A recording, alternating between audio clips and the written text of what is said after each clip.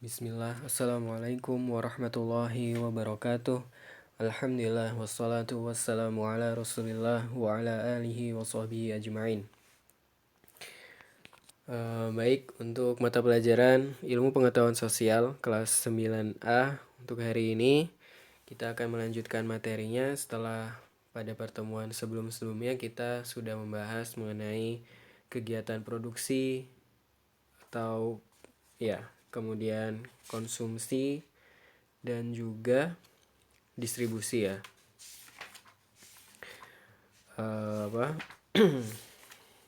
Selanjutnya kita akan membahas mengenai harga pasar.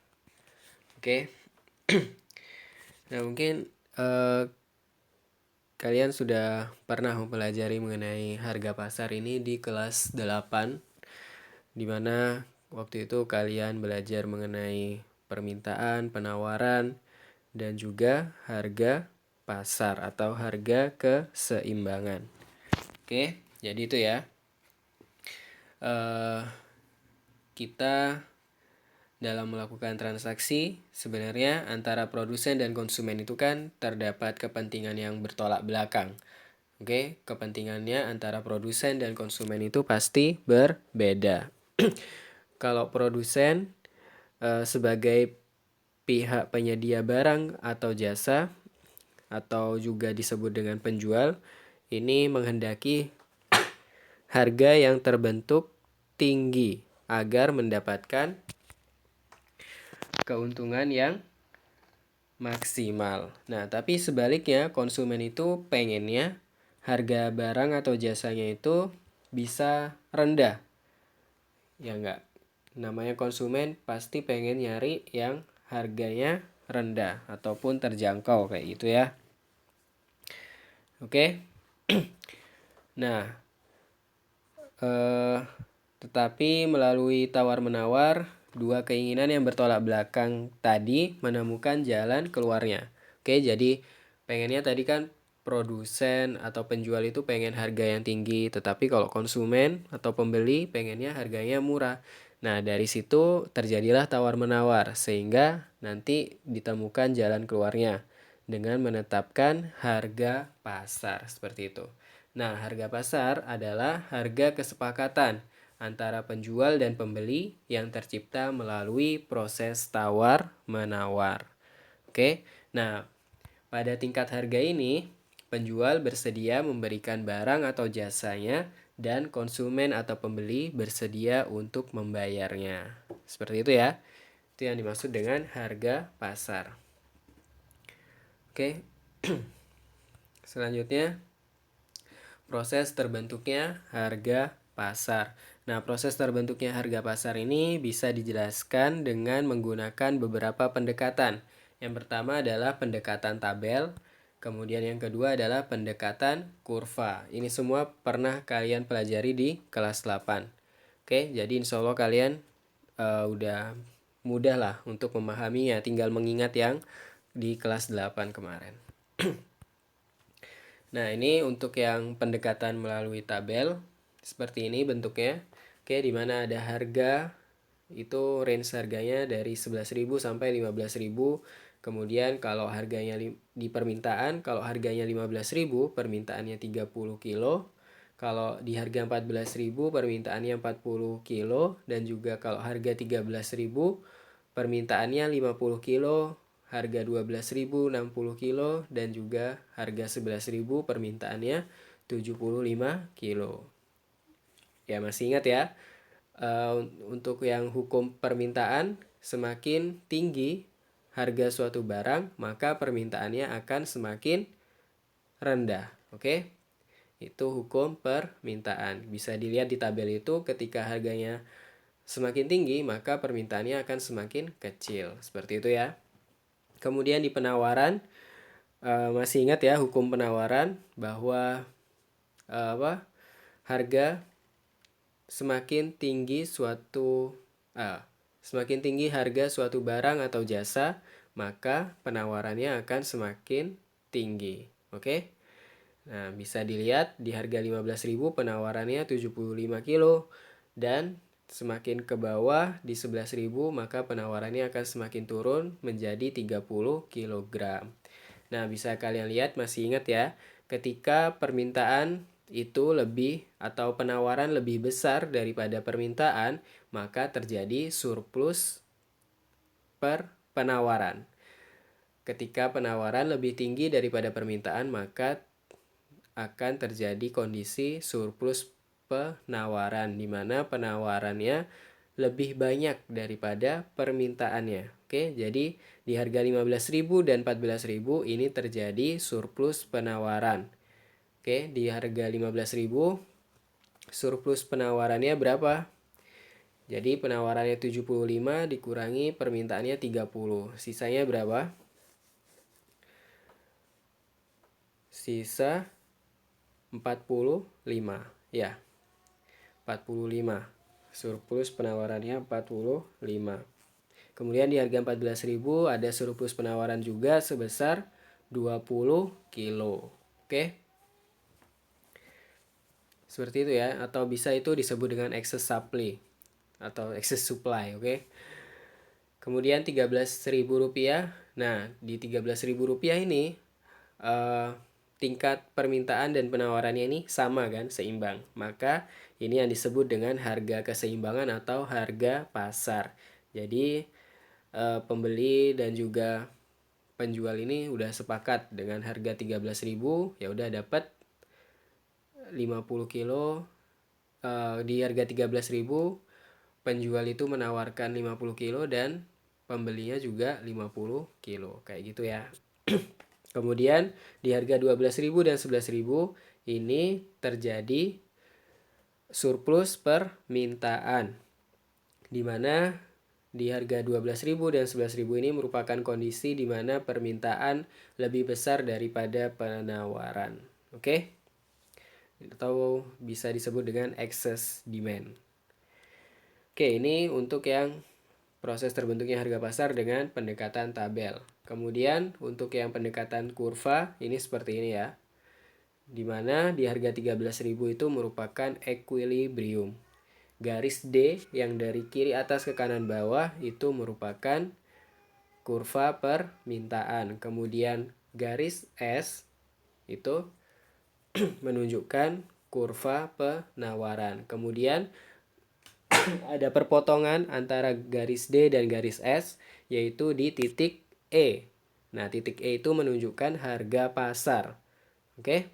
Atau harga keseimbangan atau disebut dengan equilibrium. Makanya di situ ditulis E, oke? Oke, selanjutnya terbentuknya harga pasar berdasarkan lokasi dan jarak. Nah, kita cari tahu dulu lokasi itu apa sih? Lokasi itu merupakan letak atau posisi suatu tempat di permukaan bumi. Kemudian jarak itu merupakan ruang sela, dekat atau jauh antara suatu tempat ke tempat yang lain. Nah, sebelum Mualim Dimas membahas mengenai terbentuknya harga pasar berdasarkan lokasi dan jarak ini, Mualim Dimas ingin sedikit menyebutkan macam-macam dari harga. Yang pertama adalah harga pasar. Oke, jadi sudah tahu ya pengertian dari harga pasar tadi adalah harga yang disepakati oleh penjual dan pembeli pada saat terjadi transaksi jual beli. Kemudian harga beli ini merupakan harga barang pada saat barang itu dibeli. Misalnya siapa? Zikri misalnya. Zikri membeli sepeda motor harganya 15 juta, maka harga beli motor tersebut adalah 15 juta. Oke. Jadi pas Zikri beli sepeda motor udah bayar 15 juta. Nah, berarti harga belinya 15 juta. Kemudian harga perolehan. Nah, harga perolehan ini merupakan harga beli ditambah dengan biaya sampai dengan barang tersebut dapat digunakan.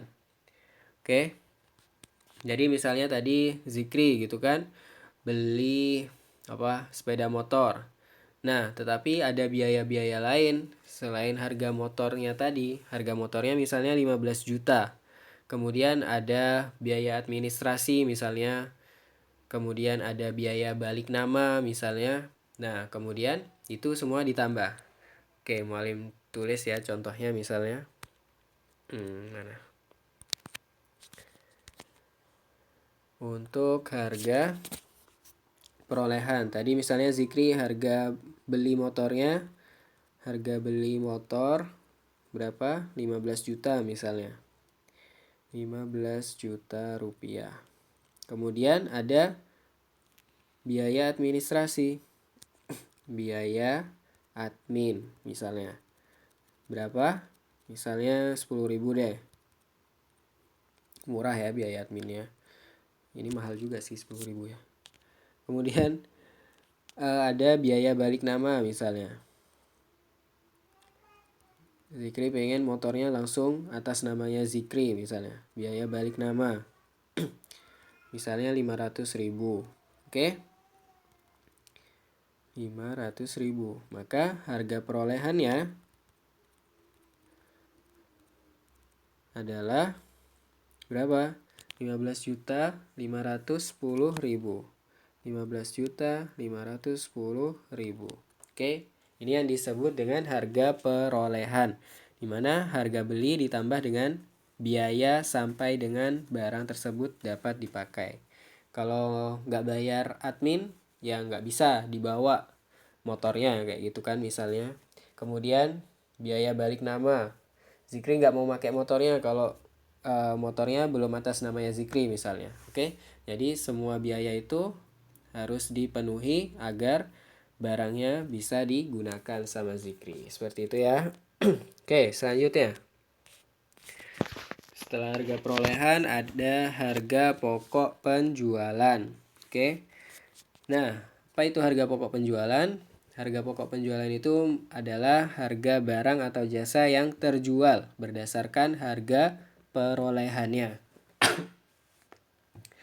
Oke. Kalian kalau nggak ada di buku dicatat ya, biar nanti kalau ada ulangan atau UAS bisa jawab kalian. Oke, itu harga pokok penjualan adalah harga barang atau jasa yang terjual berdasarkan harga perolehannya.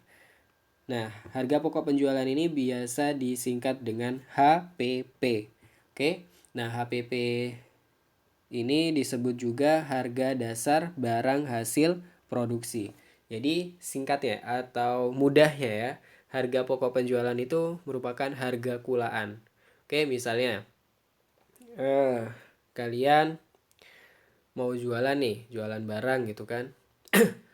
Nah, kalian misalnya beli apa ya, mau jualan momogi misalnya. Nah, kalian nyari di toko grosir harga momogi satu box itu berapa kira-kira. Misalnya 20.000 misalnya kan.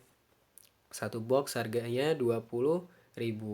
Nah, kemudian kalian jual lagi satu box 25.000.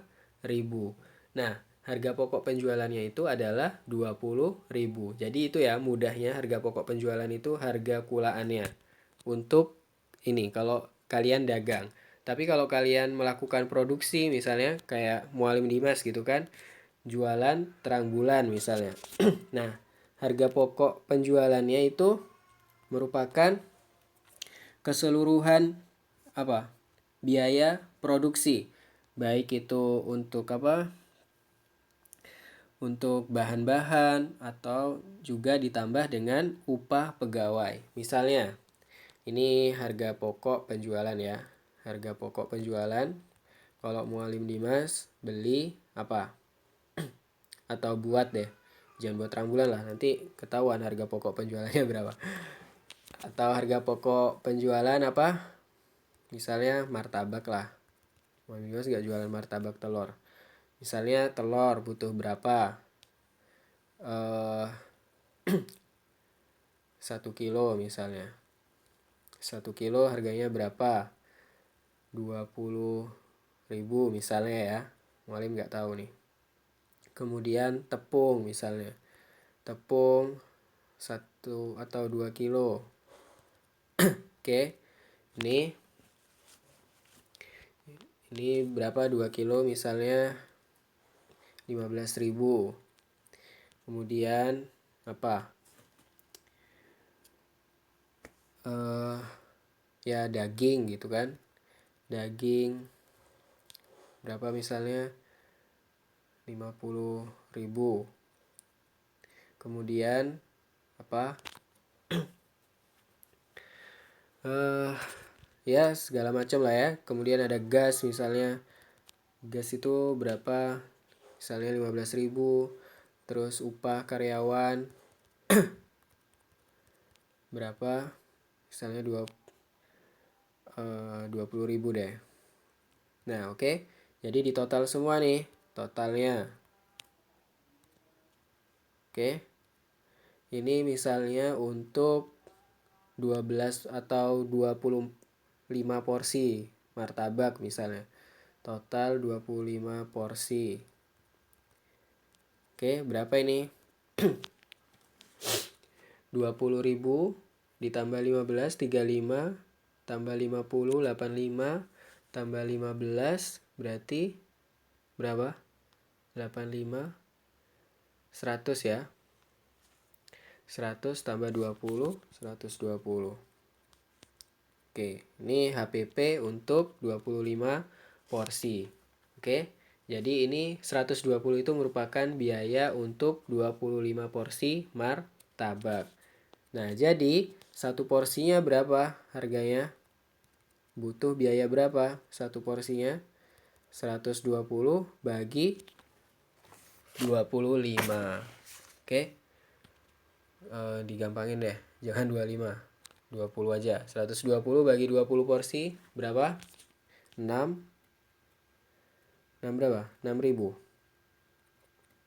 Oke, 6.000. Jadi satu porsi martabak harganya 6.000. Nah, ini kalian ini sudah ketemu kan harga pokok penjualannya. Jadi kalian misalnya mau jualan martabak, kalian harus tahu dulu biaya untuk buat martabak itu satu porsi berapa. Nah, di sini udah ditemukan 6.000 misalnya. Oke? Selanjutnya, itu yang disebut dengan harga pokok penjualan ya. Semoga bisa dipahami. Kemudian ada harga jual. Nah, harga jual ini adalah harga pokok penjualan setelah ditambah dengan laba yang diinginkan dan biaya penjualan lainnya. Oke, ini harga jual.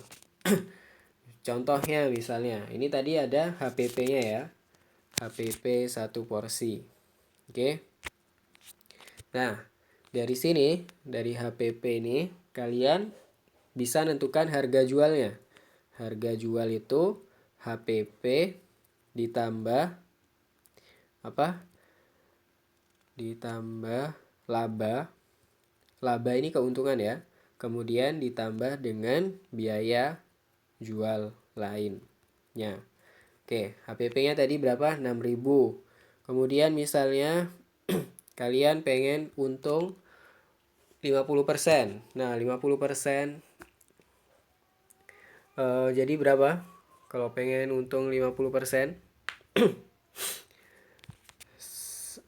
berapa ya? 6.000, 3.000 ya. Kemudian ditambah harga jualnya. Harga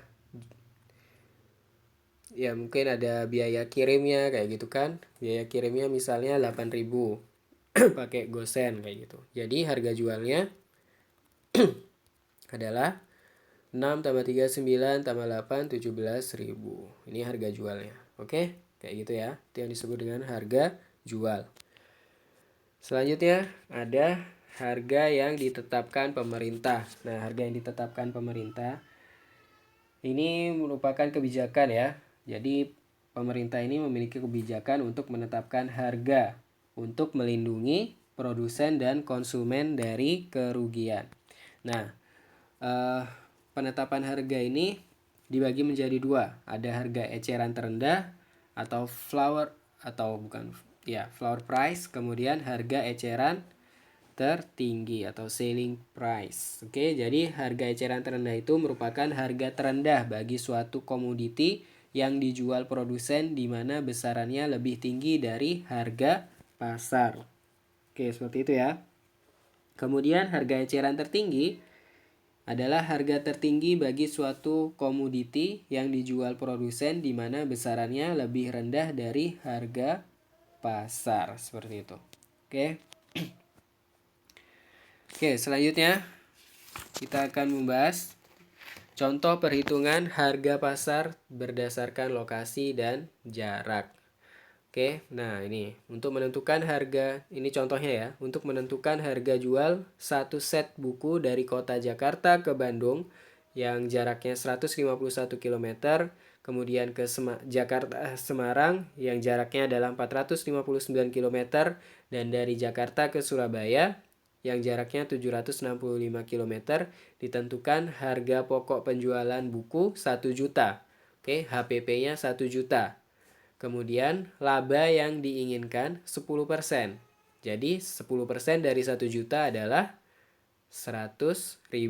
Kemudian biaya angkut dari Jakarta ke Bandung itu 15.000, kemudian Jakarta Semarang 45.000, dan Jakarta Surabaya 76.000. Nah, kalau konsumennya berasal dari kota Semarang, maka harga jual buku berapa? Tadi HPP-nya berapa? 1 juta. Kemudian kita pengen labanya dari harga atau dari HPP 1 juta itu kita pengen keuntungan sebesar 100.000. Maka ditambah laba 10% jadi 100.000. Oke, kemudian ditambah biaya angkut. Biaya angkutnya atau biaya kirimnya sebesar 45.000 kalau ke Semarang. Nah, jadi harga jual satu set buku adalah 1.145.000. Seperti itu ya. Oke, mungkin itu aja penjelasan dari Mualim Dimas mengenai harga pasar. Nanti tugasnya kalian cari harga pasar atau harga jual dari contoh ini ya, dari contoh ini yang pengiriman dari Jakarta ke Bandung dan juga Jakarta Surabaya. Kalian kirimkan jawaban kalian di Google Form. Nanti Mualim Dimas kasih atau kalian ketik di Google Form jawabannya. Oke. Untuk yang Jakarta ke Bandung dan juga Jakarta ke Surabaya. Nanti Mualim Dimas kirim link Google Formnya. Password Google Formnya adalah harga pasar 9A. Oke, 9-nya pakai angka ya, 9A. Kecil semua, harga pasar sama 9A-nya itu kecil, A-nya kecil. Harga pasar 9A, 9-nya pakai angka, tanpa spasi semua, digabung semua. Harga pasar 9A. Oke? Oke, terima kasih atas perhatiannya. Barakallahu fikum. Wassalamualaikum warahmatullahi wabarakatuh.